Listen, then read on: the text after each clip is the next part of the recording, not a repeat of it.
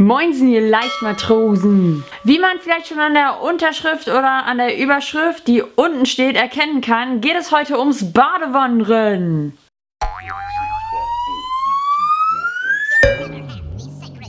Das Badewannenrennen ist am 27. Juni 2015, das heißt Samstag in einer Woche.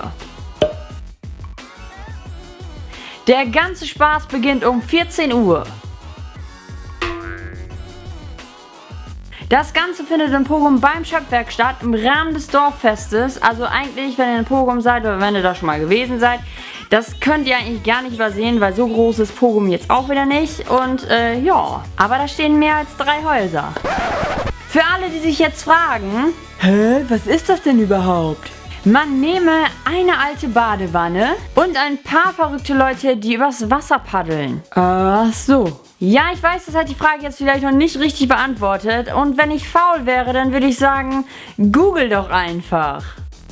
Ja, los, google doch einfach. Ihr wisst doch, dass ich faul bin. Mann, hat man euch denn gar nichts beigebracht? Späßchenhäschen. Selbstverständlich erzähle ich euch, was genau das ist. Und hier die Antwort.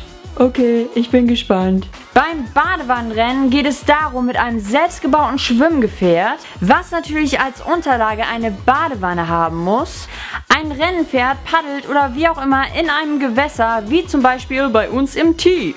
Aha. Und wie das nun mal bei einem Rennen so ist, versucht man logischerweise schneller ins Ziel zu kommen als der Gegner. Cool. Ich hoffe, ihr könnt euch jetzt ein bisschen vorstellen, wie das Ganze ungefähr aussieht. Wenn ihr Bock habt, dann kommt doch einfach vorbei. Ich werde auch nochmal alles hier in die Infobox verlinken, auch von den letzten Jahren, wie das so ausgesehen hat.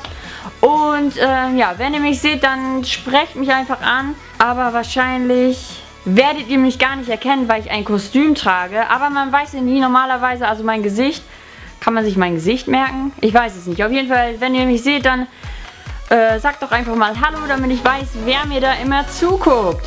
Wir sehen uns, würde ich sagen, entweder im Real Life oder hier ganz normal auf YouTube, wie sonst auch.